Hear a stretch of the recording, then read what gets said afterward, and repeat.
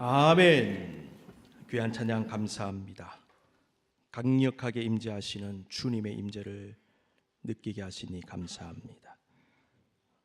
주 오시네, 주 이미 오셨습니다. 하나님 성령으로 이 자리에 함께 하시옵소서. 말씀으로 임재하시고 그 말씀을 통해 우리 영을 새롭게 해 주시옵소서. 부족하고 약한 종의 입술을 하나님 오늘 또 주의 성령이 이끌어 주시옵소서.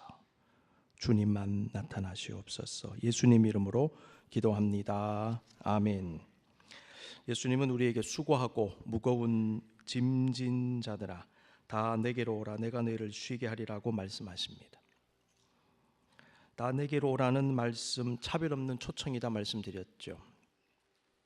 주님이 구원자시고 우리 인생 주인이시고 공급자시고 해결자, 치유자, 그리고 쉼을 주시는 분임을 믿음으로 나아가라.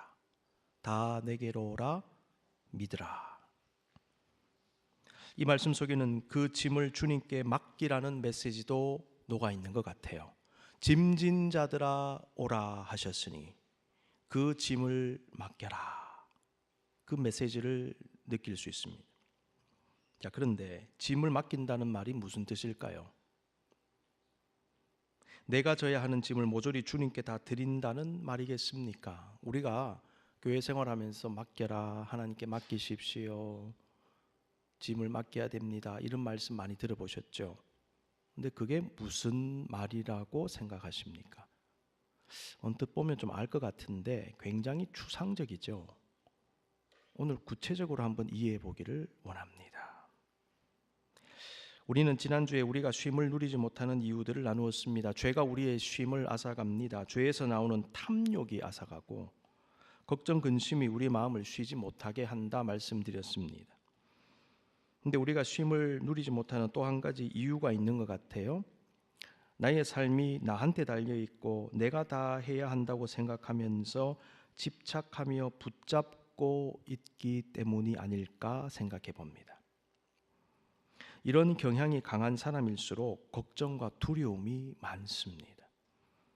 왜냐하면 사실은 내가 다 할 수 없다는 것을 알기 때문입니다. 내가 다 감당할 수 없는 현실에 대한 인식은 나에게 두려움을 줍니다. 그럼에도 많은 사람들이 여전히 내가 다 해야 한다는 생각을 놓지 못하고 붙잡고 있어요. 그리고 그 상태에서 고통당합니다. 내가 다 할 수 없어. 그런데 내가 해야 될 것 같아. 못해. 안 될 것 같아. 두렵구나. 힘들구나. 어렵구나. 그러면서도 놓지를 못하고 있는 상황. 그래서 걱정이 많고 근심이 많고 마음에는 쉼이 없습니다. 이런 사람은 맡기지 못하는 문제를 가지고 있습니다. 누구에게 맡기지 못함입니까? 하나님께 맡기지 못함입니다. 맡기지 못하는 이유가 무엇입니까? 하나님을 신뢰하지 않기 때문입니다. 예수님은 제자들에게 근심하지 말라고 하시면서 무엇을 먹을까, 무엇을 입을까 걱정하고 근심하는 것은 하나님을 모르는 세상 사람들이 하는 것이다 라고 말씀하셨습니다. 우리가 지난주에 읽었습니다. 누가복음 12장 29절 30절 같이 한번 더 읽겠습니다. 시작. 너희는 무엇을 먹을까 무엇을 마실까 하여 구하지 말며 근심하지도 말라. 이 모든 것은 세상 백성들이 구하는 것이라. 너희 아버지께서는 이런 것이 너희에게 있어야 할 것을 아시느니라. 아멘. 세상 백성들이 누굴까요? 우리도 세상 백성이잖아요. 세상에 살고 있으니까. 그런데 좀 다른 의미를 가지고 있어요. 하나님을 모르고 믿지 않는 사람들. 이들은 하나님을 모르고 믿지 않는 상태에서 오직 육신적 삶에만 매달려 근심하며 살아가는 사람들. 아울러 자신들이 그 모든 육신적 삶의 문제를 해결해야 한다고 생각하는 사람들, 이렇게 볼 수 있습니다. 그러므로 늘 삶의 문제로 걱정합니다. 그 문제를 어떻게 해결해야 하는지를 늘 골몰하면서 마음에는 쉼이 없습니다. 예수님은 주의 백성들은 이와는 달라야 한다라고 말씀하십니다. 주의 백성은 무엇을 먹을까 무엇을 마실까의 문제만을 구하며 살아가는 사람들이 되어서는 안 되며 그러한 삶의 문제로 근심해서도 안 된다라고 말씀하십니다. 그 이유는 하나님께서 우리의 삶의 형편을 다 아시고 돌봐 주시기 때문입니다.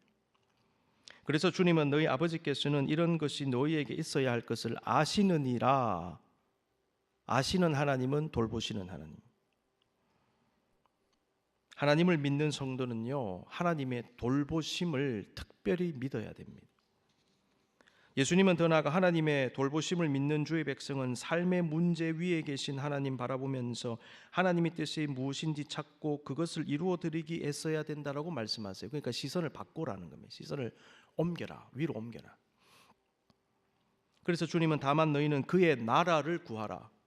너희는 지금 여기만 그것만 구하고 있잖아. 그러지 말고 위로 옮겨라는 거죠. 그의 나라를 구하라. 그리하면 이런 것들은, 그 밑에 있는 것들은 하나님이 알아서 다 해주실 거야. 너에게 더 하시리라. 정리하면 성도는 하나님의 돌보심에 대한 신뢰를 가지고 삶의 문제로 인한 걱정과 근심을 내려놓을 수 있습니다. 신뢰를 가지고 걱정을 내려놓는다. 신뢰를 가지면 걱정을 내려놓는다. 걱정을 내려놓으니까 쉼을 누린다. 그 상태에서 육신의 문제를 넘어 하나님 나라를 구하는 초월적이며 차원 높은 삶을 살아간다. 그렇죠? 이 두 가지 포인트. 우리가 쉼을 주시는 예수님이라는 테마를 가지고 주님 말씀을 묵상할 때 발견할 수 있는 쉼을 누릴 수 있는 이유, 결국 무엇입니까? 두 단어로 보면 신뢰와 맡김입니다. 우리는 내가 나의 삶의 주인이며 내가 다 해야 되고 모든 일이 나의 능력과 노력과 의지에 달려있는 것이라는 생각을 내려놓고 주님 온전히 믿고 신뢰하며 주님께 맡길 수 있어야 합니다. 그러할 때 걱정과 염려를 극복할 수 있습니다. 불안과 강박에서 벗어나게 될 것입니다. 자, 그렇다면 이제 본격적으로 주님께 맡긴다는 것의 의미가 무엇일까요?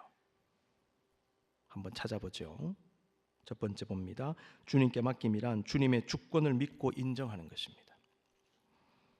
주님의 주권을 믿고 인정하는 사람은 결과가 나한테 달린 것이 아니라 주님께 달린 것임을 믿습니다.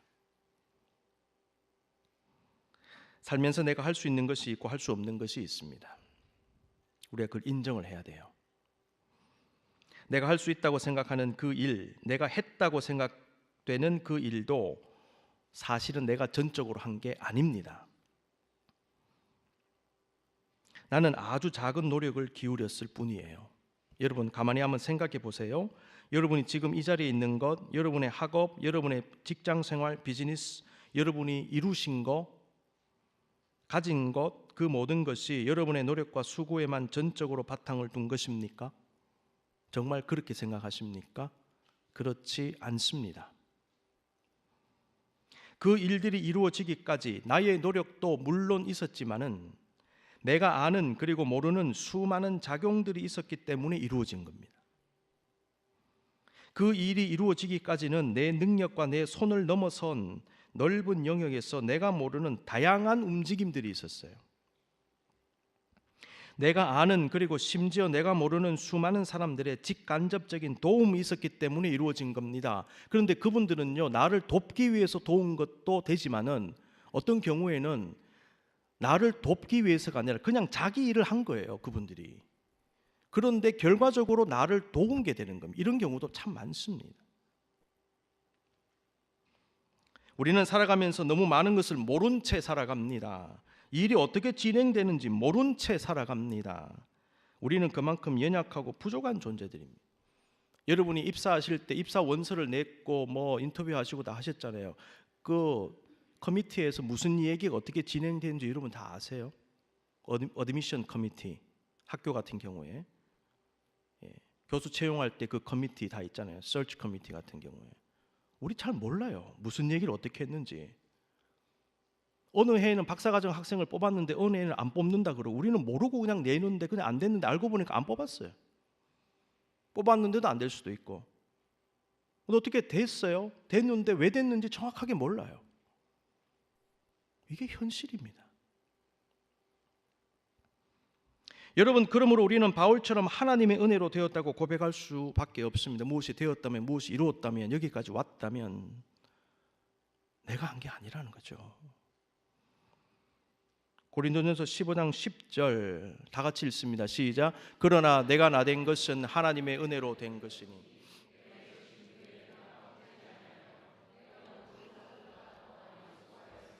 내가 한 것이 아니요 오직 나와 함께 하신 하나님의 은혜로라. 아멘. 사실 내가 수고한 게 맞다. 다른 사도보다 더 열심히 수고했다. 죽을 고생했다. 바울 정말 고생 많았잖아요. 그런데 가만히 생각해 보니까 내가 한 것이 아니요 오직 나와 함께 하신 하나님의 은혜로라. 하나님의 주권을 믿으시기 바랍니다. 여기에요, 맡기는 거예요. 결과는 하나님께. 주님께 맡김이란 주님과 동행하는 것입니다. 주님과 동행하는 사람은 주님을 순간순간 생각하면서 쉬지 않고 기도합니다. 왜? 동행하니까. 여러분 동행하는 사람하고 말 안 하세요? 말합니다. 동행하고 있으니까, 같이 있으니까 말하는 거예요. 주님과 같이 동행하니까 말하는 거예요. 그게 뭡니까? 기도입니다. 그 기도 속에는 하나님의 뜻을 구하고 묻는 것도 있고, 나에게 필요한 것을 아뢰는 기도도 있고, 하나님을 묵상하고 찬양하는 기도도 있어요. 묵상 기도 말 안 하잖아요. 그런데 고요히 주님과 함께, 이게 묵상 기도예요. 사람 사이에도 무언의 대화라는 게 있어요. 꼭 말해야 대화합니까? 말할 때는 하고 또 안 해도 눈빛만 봐도 알 수가 있어. 그 노래 아시잖아요.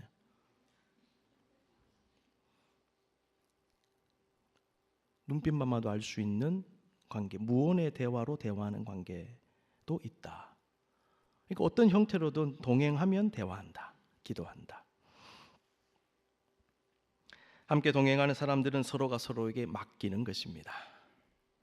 맡기지 않으면, 대화하지 않으면, 의지하지 않으면, 서로 돕지 않으면 동행이 불가능합니다. 진정한 동행자, 동반자는요, 맡기는 관계예요. 부부는요, 맡기는 관계예요. 가족은 맡기는 관계. 교우들도 어느 정도까지 맡기는 관계. 하나님과 우리도 맡기는 관계. 자, 주님께 맡김이란 동행임을 깨달을 때 맡김이란 가지고 있던 짐들이 갑자기 다 없어지는 다는 그런 의미가 아님을 알게 돼요. 이게 중요합니다. 물론 경우에 따라 나를 힘들게 하던 짐이 실제로 없어짐으로 문제가 해결될 수 있지요.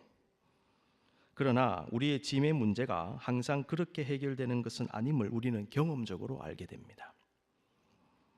주님께 맡긴다는 것은 어떤 형태로든 나의 문제를 해결해 주시는 주님을 믿고 주님과 함께 그 문제를 처리해 나간다는 뜻으로 볼 수 있어요.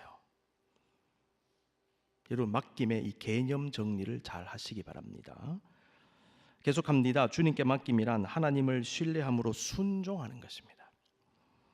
왕상 17장에 기록된 대로 엘리야 선지자가 사역하던 어느 때에 수년간 비도 이슬도 내리지 않아 극심한 가뭄으로 고통당하고 있었습니다. 많은 사람들이 굶어 죽어가고 있었어요.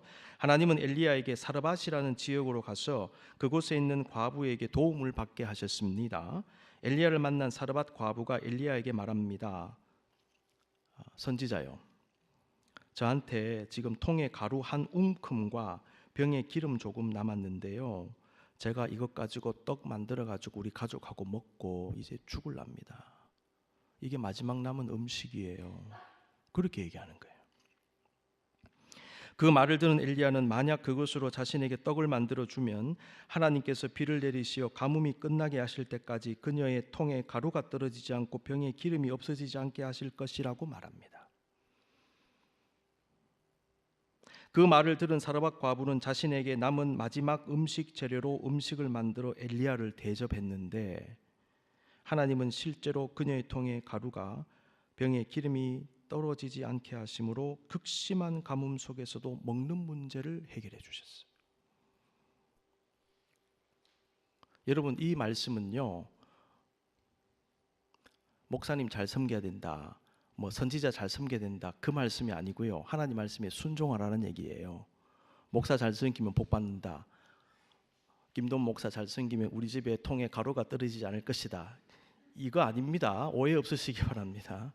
하나님 말씀에 순종하는. 그러니까 엘리야가 선지자가 말씀 사역했는데 굶을 수는 없으니 하나님이 그런 방편으로 도와주셨다, 그 말이에요. 아시겠죠? 네. 자, 이 사르밧 과부의 행동을 어떻게 해석할 수 있을까요? 사르밧 과부는 하나님 말씀에 순종함으로 그 순간 자기에게 가장 필요하다고 생각되는 것, 생명을 유지하는 마지막 수단을 포기한 겁니다. 사르밧 과부는 굶어 죽을 수 있는 상황에서 주님께 순종했는데 그것은 자신과 자신의 식구의 생명과 삶을 하나님께 맡긴 것을 의미해요. 내가 이걸 붙잡을까 아니면 포기할까? 붙잡으면 이걸 의지하는 거죠. 이거라도 먹자. 어떡하냐? 근데 이걸 포기한다는 것은요, 하나님 말씀대로 내가 선지자에게 대접할게요. 근데 우리는, 우리 먹을 거는, 우리 생명은 하나님이 알아서 해주세요, 이 말이에요. 그러니까 내가 포기하겠습니다, 맡기겠습니다, 하나님께 다 처분을 맡길게요, 그 말이에요. 그러니까 순종과 맡김이 절묘하게 연결되더라는 겁니다. 순종은 맡깁니다. 불순종은요, 못 믿어서 못 맡기는 거예요. 내 생각과 뜻과는 달라도 순종하는 것은 내가 순종하는 대상의 판단과 처분에 나를 그냥 맡겨버리는 거예요. 알아서 해주세요, 그러면. 여러분, 하나님께 맡기는 사람은 순종합니다. 나의 학업을 하나님께 맡긴다는 말은 공부를 안 한다는 말이 아닙니다. 하나님께 맡겨야지, 공부를 맡겨야지, 기도 열심히 하고 주님 맡아 주시옵소서, 아멘. 자, 이제 밥 먹으러 가자, 놀자.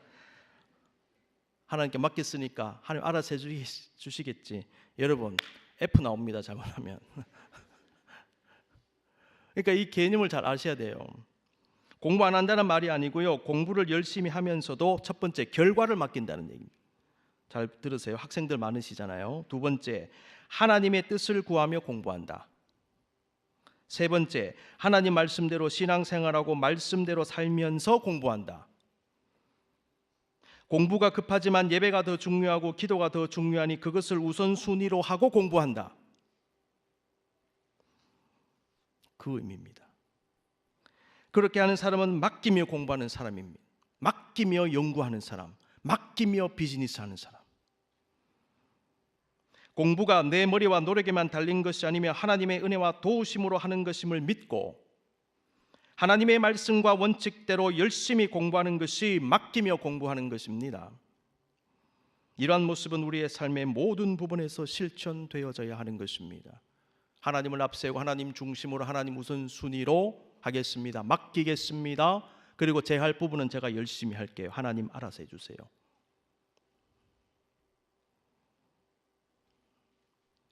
하나님은 자신이 가진 마지막 것을 내어놓으며 맡기며 순종한 사르밧 과부에게 그들이 걱정하고 근심하고 있던 문제를 해결해 주신 거예요. 먼저 그의 나라와 그의 의를 구하라, 그리하면 이 모든 것을 너에게 더하시리라 그랬는데 왕상 17장에 이 말씀이 완전히 실현되는 모습이 나옵니다. 그래서 늘 말씀드리죠, 신구약에 연결되어 있다, 메시지가. 그 말씀이죠. 하나님을 향한 신뢰와 순종으로서의 맡김은 우리에게 근심 대신에 쉼을 가져다 줄 것입니다.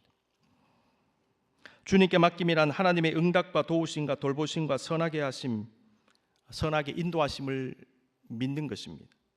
예수님은 산상수훈에서 염려하지 말라고 하시면서 그 이유는 하나님이 돌보시기 때문이라고 하셨습니다. 백합화를 생각하여 보라, 실도 만들지 않고 짜지도 아니하느니라. 그러나 내가 너희에게 말하노니 솔로몬의 모든 영광으로도 입은 것이 이 꽃 하나만큼 훌륭하지 못하였느니라. 오늘 있다가 내일 아궁이에 던져지는 들풀도 하나님이 이렇게 입히시거든. 하물며 너희일까 보냐. 믿음이 작은 자들아, 믿음이 작은 자들아, 믿음이 작은 자들아. 우리를 사랑하시고 돌보시는 하나님은 우리에게 내가 돌보고 있으니까 염려하지 마라, 그렇게 말씀하세요. 놀라지 마라. 이리 때가 좀 올 수도 있고, 승냥이가 올 수 있고, 늑대도 올 수 있고, 여우도 올 수 있고, 없다. 위축되지 마라. 내가 돌보고 있지 않느냐. 어떻게 이 세상에 이리가 없을 수 있고 늑대가 없을 수 있고 심지어 범이 없을 수가 있겠느냐. 걱정하지 마. 내가 다 지키고 있어. 여러분, 간혹 늑대 좀 나타나더라도 여러분 위축되지 마시기 바랍니다. 늑대가 없을 수가 없어요. 그렇잖아요. 가시덤불이, 지난주에 가시덤불 얘기는 없을 수가 없습니다. 당연하게 받아들이십시오. 근데 중요한 것은 내가 돌보고 있다, 하나님이 돌보고 있다는 것입니다. 하나님의 응답과 도우심과 돌보심과 선하게 인도하심을 믿는 사람은 하나님의 하나님 되심과 하나님의 주권과 섭리와 다스리심을 확실하게 믿습니다. 그러므로 하나님을 믿는 것, 하나님이 어떤 분이시며 어떻게 역사하시는 분임을 아는 것이 중요합니다. 믿는 것이 중요하고 아는 것이 중요합니다. 믿고 알고 더 잘 믿고, 하나님이 나에게 어떻게 역사하셨지? 이럴 때는 이렇게 역사하시겠지? 저럴 때는 저렇게 역사하시겠지? 하나님은 구원의 하나님이시지? 하나님은 은총의 하나님이시지? 하나님은 치유의 하나님이시지? 하나님은 공급자이시지? 하나님에 대한 지식이 무궁무진합니다. 그것을 우리가 아는 것이 중요하다. 그러니까 삶 속에서 적용을 해야 되는 거죠. 우리가 믿고 신뢰하는 하나님의 다스리심은 내가 원하는 것을 얻느냐 얻지 못하느냐의 문제, 내가 지금 바라는 어떤 일의 결과가 무엇인가의 문제를 뛰어넘습니다. 하나님은 우리의 생각과 상상을 훨씬 뛰어넘는 큰 그림을 보고 계신다는 것입니다. 그러므로 우리도 눈앞에 있는 작은 일만 바라보고 걱정, 근심하면 안 될 것입니다. 사람은 작은 그림만 자꾸만 보려고 해요. 이걸 어떻게 할까? 이게 왜 이럴까? 아니에요. 우리는 큰 그림을 봐야 되는 것입니다. 전체 그림. 우리는 살면서 과거 어느 때 내가 원하던 것을 얻지 못해서 또 일이 잘 안 되어 속상하고 힘들어했던 적이 있을 것입니다. 누구나 마찬가지죠. 갑작스럽게 당한 실패와 어려움으로 깊은 곤고함 속에 빠진 적도 있을 것입니다. 그런데 그때 어려움이 변하여 나에게 유익이 되었고, 그때의 실패와 고난이 나에게 생각지 못한 복과 은혜의 통로와 과정이 되었음을 경험한 적도 있을 것입니다. 창세기에 기록된 요셉은 형들의 시기와 질투로 애굽의 노예로 팔려갔지요. 애굽의 권력자 중에 한 사람인 보디발 장군의 집으로 들어갑니다. 아버지의 사랑을 독차지하며 귀하게 자란 요셉이 노예로 팔려간 것은 청천벽력 같은 일이었습니다. 그가 경험한 고생은 이룬 말로 다 할 수 없습니다. 그렇게 사랑받고 고생을 모르고 자란 요셉, 근데 노예가 되어버렸네요. 짐승 같은 취급을 받는 사람이 되어버렸네요. 얼마나 힘들었겠어요. 그런데 바로 그 일은 장차 요셉에게 일어날 하나님의 위대한 역사의 시작이었던 것입니다. 우리가 아는 대로 요셉은 보디발 장군 아내의 모함을 받아서 너무나도 억울하게 감옥에까지 갇히게 됩니다. 그런데 요셉이 감옥에 수감된 것은 그가 나중에 애굽의 국무총리가 총리가 되는 길목이 되네요. 만약 요셉이 왕의 죄수들을 가두는 특별 감옥에 갇히지 않았다면 왕궁에서 일하다가 수감된 그 신하 있지 않습니까? 술 맡은 관원장, 자신을 애굽 왕에게 소개한 그 관원장을 만날 수가 없었을 거예요. 무슨 재주로 그 사람 만납니까? 요셉이 안 갇혔으면 감옥에. 히브리 노예 출신 요셉이 그 당시 최강대국 애굽 제국의 국무총리가 될 가능성은요, 제로에 가까웠어요. 그런데 하나님은 노예 신분인 요셉을 애굽의 국무총리로 만드셨습니다. 기적입니다. 요셉의 억울한 일을 당하여 감옥에 갇힌 것은 국무총리로 가는 과정이었습니다. 여러분, 험난한 과정을 거쳐서 정상에 올라가는 법입니다. 여러분, 꽃길만 걷겠다 생각하는 거 어리석은 생각이에요. 어떻게 사람이 꽃길만 걷습니까? 가시밭길도 가는 거지요. 그 다음에 꽃길이 나오는 법입니다. 요셉은 그때는 잘 몰랐습니다. 그저 신세 한탄하며 고통 가운데 있었겠지만은 요셉이 보지 못하는 큰 그림을 보고 계시며, 이 일을 만들어 가신 하나님은 그로 하여금 잠깐의 고난을 견디게 하시고 위대한 역사를 만들어 가고 계셨던 것입니다. 여러분, 힘들 때는요, 작은 그림만 보시면 더 힘듭니다. 자꾸만 작은 데만 집착하시면요, 마음이 더 힘들어지실 거예요. 마음을 크게 잡숫고 크게 보셔야 됩니다. 여러분, 이것이 바로 하나님의 섭리의 역사라는 겁니다. 프로비던스입니다. 하나님의 섭리를 믿는 사람은요, 하나님이 주관자이고 주인임을 믿습니다. 이런 사람은 하나님의 큰 그림 의식합니다. 하나님의 계획을 생각하는 사람은 눈앞의 작은 결과나 작은 일이나 유익 등에만 마음을 빼앗겨 걱정, 근심하고 불안해하고 불신 가지면서 원망하지 않습니다. 하나님의 큰 그림을 영적으로 바라보는 사람은 삶의 걸음에서 일희일비하지 않습니다. 의연하게 대처하죠. 마음의 중심을 잡고 든든히 서 나갑니다. 왜냐하면 섭리하시는 하나님을 내가 신뢰하기 때문에. 그러한 신뢰를 가진 사람은 고난 중에서도 마음의 쉼을 누립니다. 누가 쉴까요? 신뢰하는 사람이 쉼을 누립니다. 불신하면요, 쉼이 없어요. 우리는 내가 원하는 것을 얻느냐 얻지 못하느냐와 상관없이, 당면한 일이 잘 되느냐 잘 되지 않느냐와 관계없이 하나님의 선하신 인도하심을 믿어야 합니다. 그러한 믿음으로 주님께 맡겨드릴 때 우리는 쉼을 누릴 수 있습니다. 주님께 모든 것을 맡기며 쉼을 누리는 성도는 찬송가 370장 주 안에 있는 나에게로 고백하며 찬양할 것입니다. 한번 볼까요? 주 안에 있는 나에게 딴 근심이 있으랴, 십자가 밑에 나아가 내 짐을 풀었네. 2절 같이 해볼까요? 그 두려움이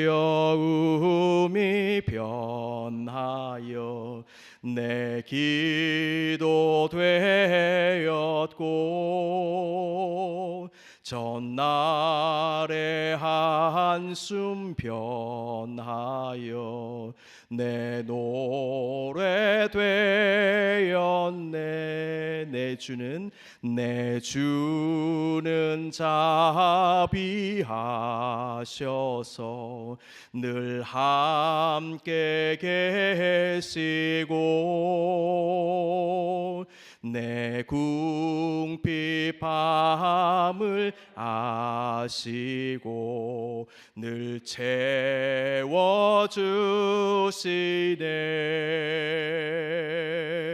주님을 찬송하면서 할렐루야 할렐루야, 내 앞길 멀고 험해도 나 주님만 따라가리. 아멘. 이 찬양의 고백이 여러분 자신의 인생의 고백이 되시기를 기원합니다. 여러분, 주님께 맡김이란 짐을 언제나 완전히 벗는다는 것이 아닙니다. 주님께 맡기는 사람은요, 짐을 여전히 가지고 있음에도 홀가분해지는 내적 상태를 경험합니다. 그러므로 주님께서 말씀하시는 쉼의 문제라고 하는 것은 마음의 문제이고, 나 자신의 내면 상태가 어떠하냐에 영향을 받을 것입니다. 다시 말해서 우리의 진정한 쉼은 짐이 있고 없고에 달린 것이 아니라 사실은 우리의 내면이 어떤 상태인가에 달렸다는 거예요. 왜냐하면 짐이 있으면 쉬지 못할 수 있지요. 그런데 짐이 있는데 쉴 수도 있는 겁니다. 반대로 짐이 없어요. 그런데 마음에는 쉼이 없을 수도 있어요. 만약 짐을 벗기만 하면 무조건 쉴 수 있는 것이라면 해결은 의외로 간단합니다. 그냥 짐을 벗어 던지면 돼요. 부담되는 일은요, 안 하면 됩니다. 힘든 것은요, 그냥 떠나버리면 돼요. 간단합니다.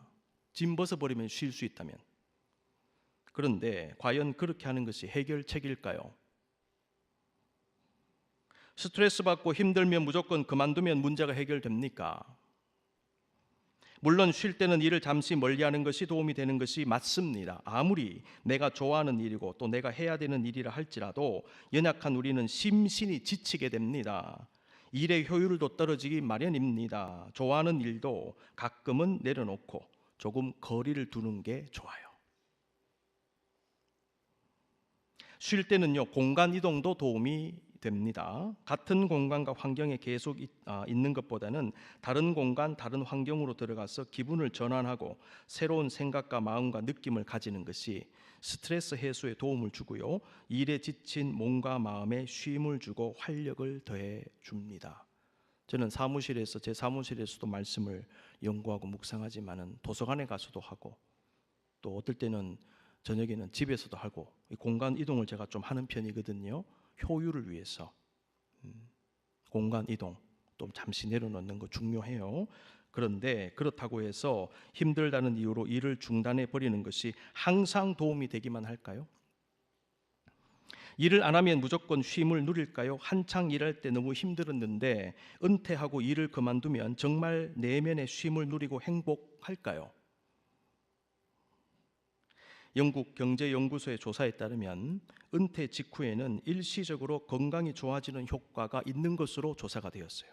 그도 그럴 것이 얼마나 일하느라 지치고 피곤하고 몸이 안 좋아질 수 있는데 일을 좀 내려놓고 은퇴하고 난 다음에 운동도 하고 여러 가지 쉼을 누리니까 몸이 좋아지죠. 그런데 일시적으로 그런데요, 장기적으로는 건강이 크게 나빠지는 것으로 나타나더래요. 은퇴한 사람들은 일을 계속하고 있는 사람들에 비해 자신의 건강이 매우 좋다고 생각하는 경우가 40% 더 낮게 나타났답니다. 조사를 해보니까. 특히 은퇴한 사람들 가운데 우울증에 걸릴 확률이 40%가 높게 나타났대요. 이런 조사 결과는 우리에게 쉼이란 일을 하느냐 하지 않느냐의 문제와 무조건 연결된다고 말할 수 없음을 알게 합니다. 수고하고 무거운 짐을 짐으로 인해 쉼을 잃어버린 문제는 짐 자체의 문제라기보다는 짐에 대한 나 자신이 가진 불필요하고 왜곡되고 부정적인 마음과 그 마음을 관리하고 다스리지 못하는 문제, 다시 말해서 나의 내면의 문제로 볼 수 있다는 것입니다. 은퇴는 아니지만 일이 힘들다고 충동적으로 일을 그만두거나 떠나버리는 결정도 쉼에 도움이 되지 않습니다.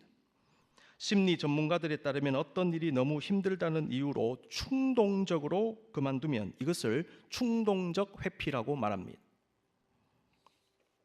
그렇게 하면요, 그만두기 전에 경험한 스트레스보다 훨씬 더 큰 스트레스를 느낀대요. 충동적 회피 성향이 있는 사람은요, 힘들면 도피하고 벗어나려고 합니다. 그런데 그것이 습관이 되어서 비슷한 상황이 닥치면 동일한 성향대로 계속 행합니다. 여러분, 이런 성향이 조금이라도 있으시면 빨리 고치셔야 돼요.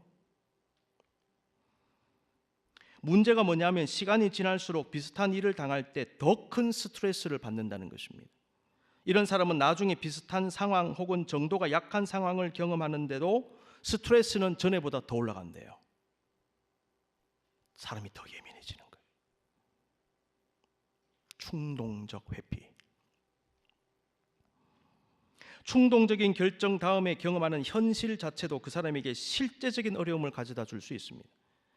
일이 힘들어서 심사숙고하지 않고 충동적으로 그만둔 후에는 그 다음 직장을 찾는 문제가 있죠. 경제적인 문제가 있죠. 그 외에 가족 간의 문제도 있죠. 복잡해지는 것입니다.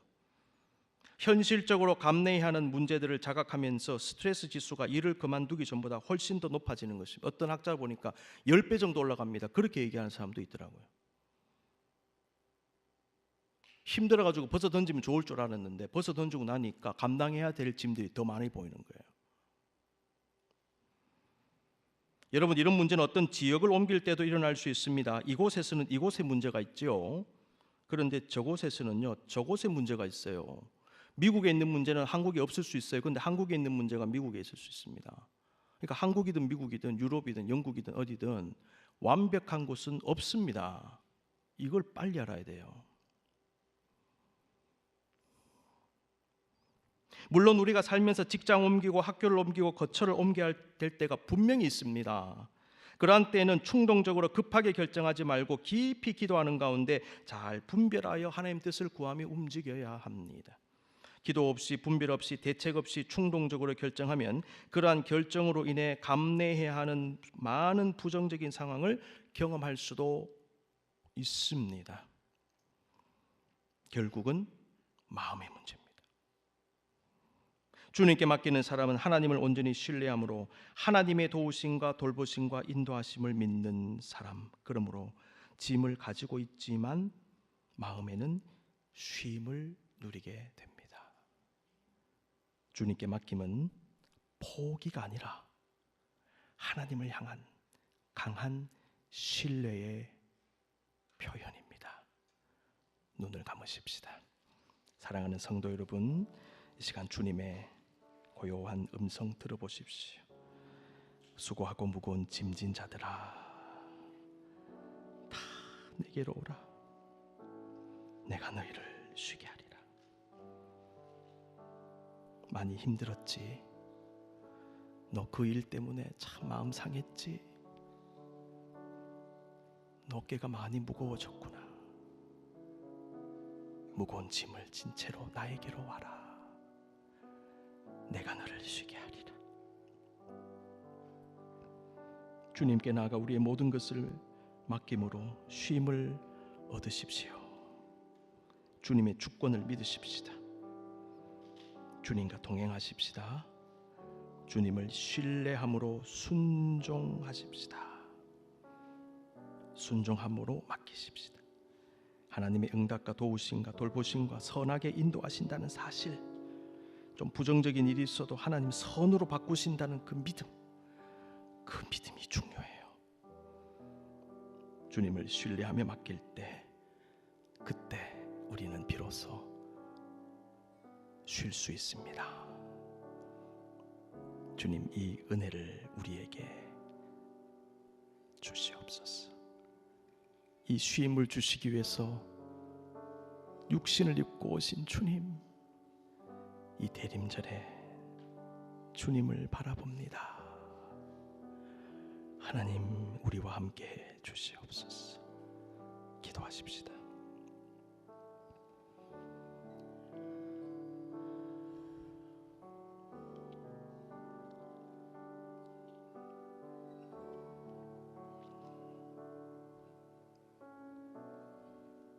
아버지, 감사합니다. 여러분의 가정과 기업을 위해서 기도하십시오. 우리 교회를 위해서 기도하십시다. 우리의 기도가 필요한 여러 가지 힘든 우리 이웃들, 친구들, 가족들, 우리의 자녀들을 위해서도 기도하고, 선교지와 고난받는 이 땅, 총기 사고로 고통당하는 이 미국과 또 세계 곳곳 전쟁의 땅까지 우크라이나 생각하면서 이 시간 중보의 기도도 드립니다. 하나님 도와주십시오. 저들에게도 쉼을 주십시오. 우리보다 더 무거운 짐을 지고 있습니다. 하나님 불쌍히 여겨주시고 주님께로 나아가 주님께 맡기며 쉼과 치유와 회복을 누릴 수 있도록 하나님이여 함께해 주시옵소서. 외란 주간의 모든 삶을 맡겨드립니다. 우리 기업을 보살펴 주시고, 우리 가정과 가족들과 우리 식구들, 우리 교회, 우리 구역원들 하나님 다 도와주시옵소서. 한국에 계신 우리 가족들, 흩어져 있는 우리 식구들까지 아버지여 도와주시고, 우리 선교지를 보살피시고, 아버지 하나님이 우리 기도가 도움이 필요한 분들, 콜럼버스 하우스 모든 분들까지 하나님 도와주시옵소서. 감사합니다. 주님, 오늘 말씀 기억하면서 주님께 맡기겠습니다. 고백하는 마음으로 주님 손에 맡겨드리리 함께 찬양하겠습니다.